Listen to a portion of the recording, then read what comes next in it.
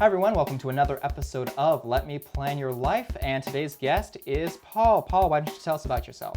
Hi, I'm Paul Carpenter. I'm a professional explainer. I write online help systems, user documentation, and white papers for a software company. Paul, are you ready to hear your future? What do you have in store for me? By the year 2028, you will most likely have passed away, but before you do so, you will convince your husband to move with you to Texas so you can be closer to your daughter and grandchildren. It's not really his thing. He doesn't really want to move from Los Angeles, but at first he says he can deal with it for a little while, and then he'll just kind of end up staying there Very good. forever. By the year 2038, your daughter will be about 55 years old, and your grandchildren would be 24 and 22 respectively. Both of them will have majored in STEM fields, and the younger one will pass by a meme on social media. This meme will say something along the lines of, "Scientists know how to bring a Tyrannosaurus back to life, but philosophers know why not." And both of them will think that's hilarious, because one of them happens to be interning for a company that is working on ancient DNA sequencing.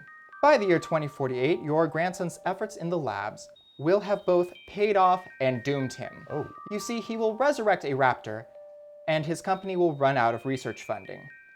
This leaves him with a very tough choice, and he will end up adopting the raptor as a pet and moving into the country to take care of the animal, which leads to reports of a chupacabra in the area and another awkward situation for your grandson. So, what do you think? I am sorry to hear of the fate that will become of this poor raptor, the only one of their kind, I assume. I'm thinking what a terrible life that would be for the poor raptor. But thank you for letting me know. Am I permitted to warn my grandson in advance of the fate that will befall him?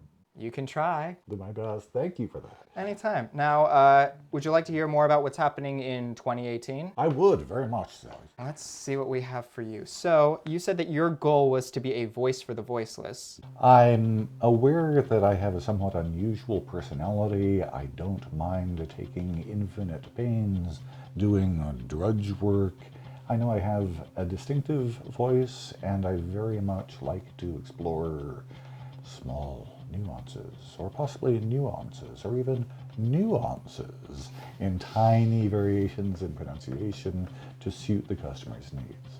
And I would enjoy that. I think most people would find it mind-numbing. Mind-numbing to go through all the nuances. Exactly, yes. I would expect to pay about $250 to $500 for that goal, depending on which route you take. So before investing too much time and energy, I would suggest taking classes and watching tutorials. A very popular book is The Art of Voiceover by James Alberger, and a very popular website is VO2GoGo. They have free classes. They've got classes for $90 online, and then they've got in-person classes for $250. When you have decided which jobs you are most excited to take and which jobs that you're open to, that's when it's best to put together your portfolio material. To create a demo reel at home and have your own recording sessions, you're going to need a microphone. You can get one for $150. $250 for a quality microphone is a little more common. Audacity, Adobe Audition, and Pro Tools are all very common softwares. Once you've gotten all of that put together, you can buy a domain name for about $10, $20 and have it linked directly to a free SoundCloud account, or you could have it linked to a YouTube account with all of your voiceover clips. Theoretically, that part, the putting your reel together part, could be done in under a weekend. So, how does that sound? When it comes to the art of voiceover, that sounds wonderful.